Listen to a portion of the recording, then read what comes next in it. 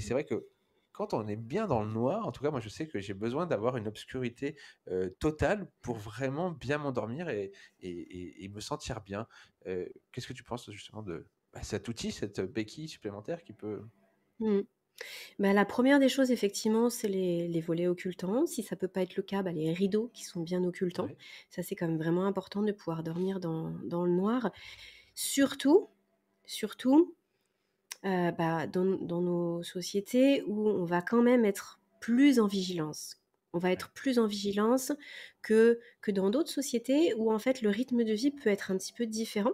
Alors même si j'ai pas fait le tour du monde et que je l'ai pas constaté moi-même, ce sont des choses que j'ai beaucoup lues et sur lesquelles il y a eu pas mal d'études qui ont été menées, où effectivement, bah, voilà, on est quand même plus stressé que peut-être à certaines époques ou que peut-être dans d'autres parties du monde. Et c'est vrai que les stimuli vont être plus impactants quand le corps il est quand même plus en vigilance. Donc moi j'irais vraiment sur le noir total. C'est important de dormir, je pense, dans les meilleures conditions possibles. OK. Et par contre, je fais une petite aparté sur les masques. Il faut penser que quand on va dans le sommeil paradoxal, pour y aller, pour y rester suffisamment longtemps, donc dans les rêves, il ne faut pas que les yeux soient entravés.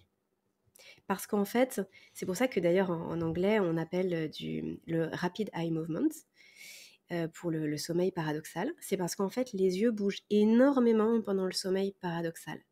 Si on a quelque chose qui est directement sur les yeux, ça altère la qualité du sommeil. Donc si on porte un masque, moi j'appelle ça les masques 3D, tu vois, où vraiment à l'intérieur, il y a un espace pour que les yeux puissent bouger. En gros, il faut pas que les paupières, tu sais, les masques dans les avions là, où tu peux C'est pas ça. bouger les paupières et ça te plaque contre les yeux. Ouais.